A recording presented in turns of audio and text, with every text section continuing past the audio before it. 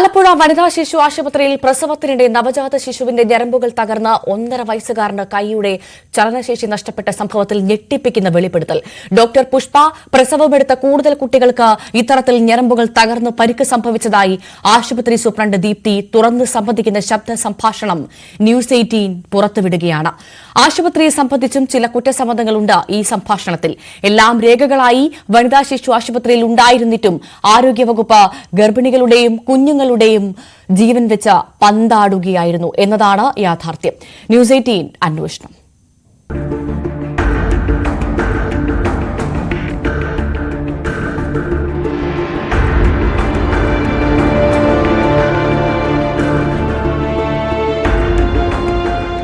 ഇത്രയും നെഗ്ലിജൻസ് ആയിട്ട് കാണിക്കാൻ നേരത്ത് ഈ ഡോക്ടറിനൊക്കെ അവിടെ വെച്ചുകൊണ്ടിരിക്കേണ്ട കാര്യങ്ങളുണ്ടാകും.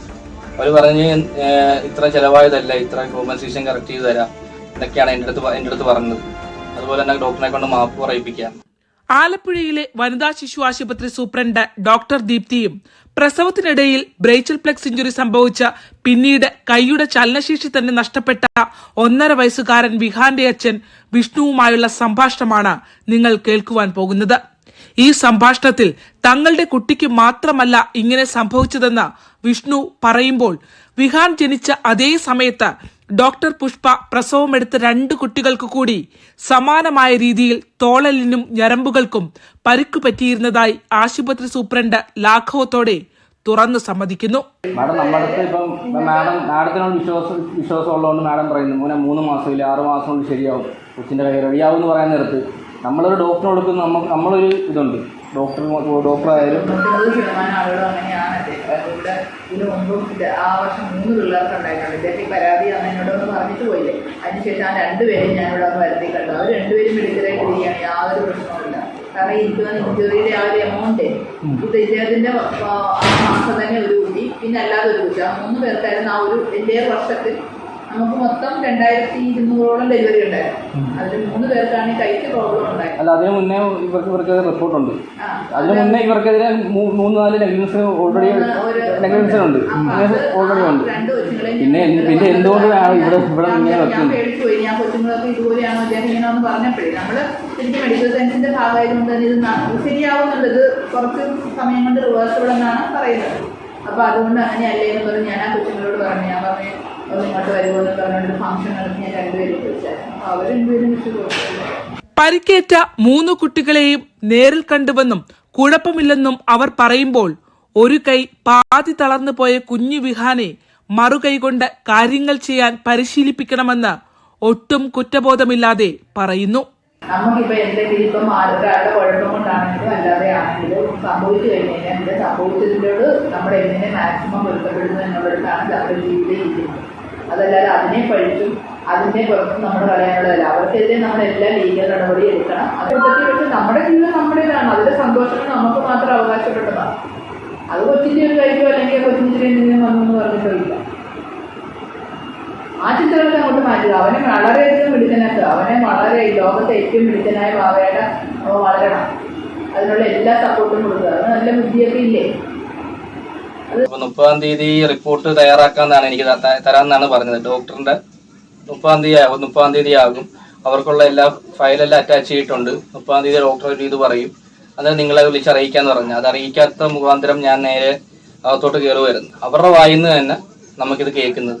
ആശുപത്രിയിൽ നിന്നും മറ്റൊരാശുപത്രിയിലേക്ക് റെഫർ ചെയ്യുമ്പോൾ കുട്ടിയുടെ ആരോഗ്യസ്ഥിതിയെ സംബന്ധിച്ച വിശദമായ റിപ്പോർട്ട് കേസ് ഷീറ്റിൽ രേഖപ്പെടുത്തണം. ആശുപത്രിയിലെ daily report book, reference register എന്നിവിടങ്ങളിലും റെഫർ ചെയ്യുന്ന കാര്യം കാര്യകാരണസഹിതം കുറിക്കണം. ഇത്രയധികം ആധികാരിക രേഖകൾ ഉണ്ടായിട്ടും പരിക്കേറ്റ 3 കുഞ്ഞുങ്ങളെ കുറിച്ചറിയാൻ ആരോഗ്യവകുപ്പിന് 1.5 വർഷം എടുക്കേണ്ടി വന്നു എന്ന ചോദ്യമാണ് ഞെട്ടിക്കുന്നത്.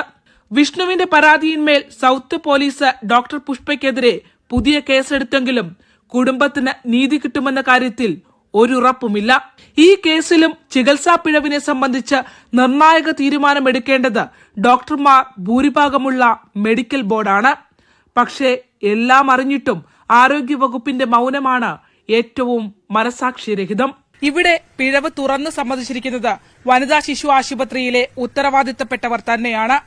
ഇനിയെങ്കിലും കുറ്റക്കാർക്കെതിരെ നടപടി സ്വീകരിക്കുമോ? ഈ ചോദ്യം ന്യൂസ് 18 ഉന്നയിക്കുന്നത് ഇരയാക്കപ്പെട്ട ഒരുപാട് മനുഷ്യർക്ക് വേണ്ടിയാണ്. ക്യാമറമാൻ പ്രശാന്ത് മംഗലശ്ശേരിക്കൊപ്പം ആലപ്പുഴയിൽ നിന്നും ശരണ്യ സ്നേഹജൻ, ന്യൂസ് 18.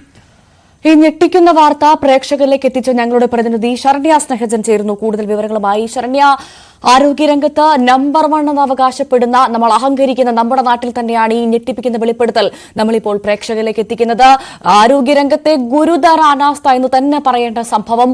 ആരാണ് ശരണ്യ ഇവിടെ കണ്ണടച്ചിരുട്ടാക്കുന്നത്?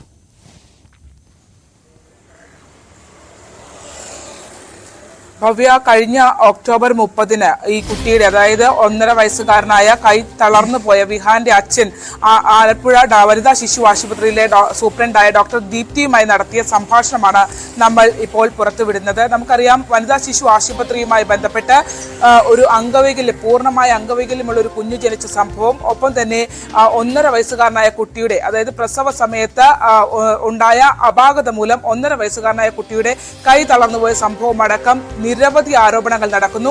ഈ 2 കേസുകളിലും സൗത്ത് പോലീസ് പുതുതായി FIR ഇട്ട് കേസ് രജിസ്റ്റർ ചെയ്യുകയും ചെയ്തിട്ടുണ്ട്.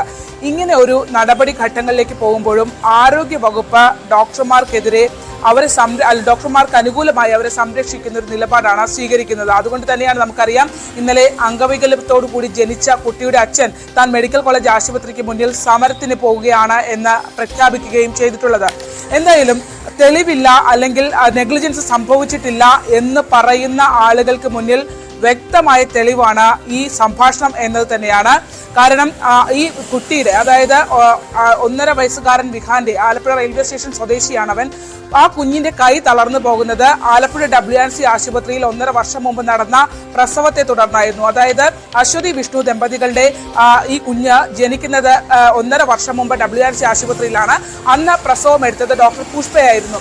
ഇവർ പ്രസവം എടുക്കുമ്പോൾ വാക്യൂം ഡെലിവറിയാണ് ചെയ്തത്. അന്ന് വാക്യൂം ഡെലിവറി ചെയ്യുന്ന ഘട്ടത്തിൽ കുഞ്ഞിന്റെ ഷോൾഡറിന്റെ അവിടുത്തെ എല്ലിന് ക്ഷതം സംഭവിക്കുകയും ഞരമ്പുകൾ വലിഞ്ഞു പോവുകയും ചെയ്തു. അങ്ങനെ ബ്രേച്ചിൽ പ്ലെക്സ് ഇഞ്ചുറി എന്ന ഒരു കോംപ്ലിക്കേഷനിലേക്ക് കുഞ്ഞ് വരികയും കുഞ്ഞിന്റെ കൈ പിന്നീട് തളർന്നു പോവുകയുമാണ് ചെയ്തത്. അന്ന് ഈ ആശുപത്രിയിൽ വെച്ച് ഇവർ ഈ ഡോക്ടർ ഈ കുട്ടിയുടെ അച്ഛനോട് പറഞ്ഞത്, കുട്ടിക്ക് വേണ്ടി ഞാൻ പ്രാർത്ഥിക്കാം എന്നാണ് അവർ പറഞ്ഞത്. പിന്നീട് ചികിത്സാ രേഖകളിൽ അടക്കം ഈ കുട്ടിക്ക് സംഭവിച്ച പിഴവുകളെ സംബന്ധിച്ച് ആശുപത്രി അധികൃതർ മറച്ചു വെച്ചു എന്നത് നമുക്ക് ബോധ്യമായി. ഒപ്പം തന്നെ 1.5 വർഷമായി ഇതിനകത്ത് നടപടിയെടുക്കണമെന്ന് ആവശ്യപ്പെട്ട് ഈ കുട്ടിയും കുട്ടിയുടെ കുടുംബവും ആശുപത്രിയിൽ കയറി ഇറങ്ങുകയായിരുന്നു. എന്നിട്ടും അതിനകത്ത് ഒരു നടപടിയും ആരോഗ്യവകുപ്പ് സ്വീകരിച്ചില്ല എന്നുള്ളതാണ് നമുക്ക് ഇപ്പോൾ കിട്ടിയിരിക്കുന്ന ഈ സംഭാഷണത്തിൽ. അതായത് കുട്ടിയുടെ അച്ഛൻ വിഷ്ണുവും ആശുപത്രി സൂപ്രണ്ട് ദീപ്തിയും തമ്മിൽ ഉള്ള സംഭാഷണത്തിനകത്ത് വ്യക്തമാക്കുന്നത്, ഒന്ന്, ഈ കുട്ടിക്ക് കൂടാതെ, അതായത് വിഹാനെ കൂടാതെ വിഹാന്റെ ഡെലിവറി എടുത്ത അതേ ആ കാലയളവിൽ തന്നെ ബാക്കി 2 കുഞ്ഞുങ്ങൾക്ക് കൂടി സമാനമായ രീതിയിൽ ഇഞ്ചുറി ഉണ്ടായി എന്നുള്ളതാണ്. ക്ഷമിക്കണം ഭവ്യം. അതായത് വിഹാനൊപ്പം തന്നെ വിഹാന്റെ ആ കാലയളവിൽ തന്നെ 2 കുഞ്ഞുങ്ങൾക്ക് കൂടി സമാനമായ രീതിയിൽ കൈയൊടിഞ്ഞുള്ള ക്ഷതം ഏറ്റിട്ടുണ്ട് എന്നുള്ളത് ആശുപത്രി സൂപ്രണ്ട് ദീപ്തി അവരോട് തുറന്നു സമ്മതിക്കുന്നു. ഒപ്പം തന്നെ ആ കുട്ടികളെ കണ്ടിരുന്നു എന്നുള്ള കാര്യവും ഡോക്ടർ പറയുന്നുണ്ട്. മറ്റ് പ്രശ്നങ്ങളൊന്നുമില്ല, അതുകൊണ്ട് തന്നെ ആശ്വാസമായി എന്നുള്ള കാര്യം അവർ വ്യക്തമാക്കുകയും ചെയ്യുന്നു. എന്നാൽ അതേസമയം തന്നെ അതിൽ ഏറ്റവും ഗുരുതരമായ പ്രശ്നമെന്ന് പറയുന്നത്, ഈ 1.5 വയസ്സുകാരന് കൈയുടെ ചലനശേഷി നഷ്ടപ്പെട്ട സംഭവത്തിൽ നിയമപരമായ നടപടികളിലേക്ക് പോവുകയാണെങ്കിൽ അത് ഒരുപാട് ടൈം കൺസ്യൂമിംഗ് ആയിട്ടുള്ള പ്രോസസ്സാണ്. അതുകൊണ്ട് തന്നെ നിങ്ങൾ സെറ്റിൽ ചെയ്യണം, സെറ്റിൽമെന്റ് ആയിരിക്കും നല്ലത്, ശനിയാഴ്ച വരൂ എന്ന് പറഞ്ഞ ആശുപത്രി സൂപ്രണ്ട് ഡോക്ടർ പുഷ്പയ്ക്ക് വേണ്ടി ഒരു ഇടപെടൽ നടത്തുന്നു എന്നുള്ളതാണ് മറ്റൊരു ഗുരുതരമായ കാര്യം. ഭവ്യ, തീർച്ചയായും ശരണ്യ സ്നേഹജനാണ് വിവരങ്ങൾ നൽകിയത്. എന്തായാലും ആരോഗ്യരംഗത്തെ ഈ അനാസ്ഥ, ഈ ഗുരുതര പിഴവ് കാണാത്ത ആരോഗ്യമന്ത്രി പ്രിയപ്പെട്ട മേഡം എന്തായാലും ഈ റിപ്പോർട്ട് ഒന്ന് കാണണമെന്നാണ് പറയുന്നത്. ശരണ്യ സ്നേഹജനാണ് റിപ്പോർട്ട് ചെയ്തത്. വളരെ വേഗം മറ്റ് പ്രധാനപ്പെട്ട വാർത്തയിലേക്ക് എത്തും ഒരു ഇടവേളയ്ക്ക് ശേഷം.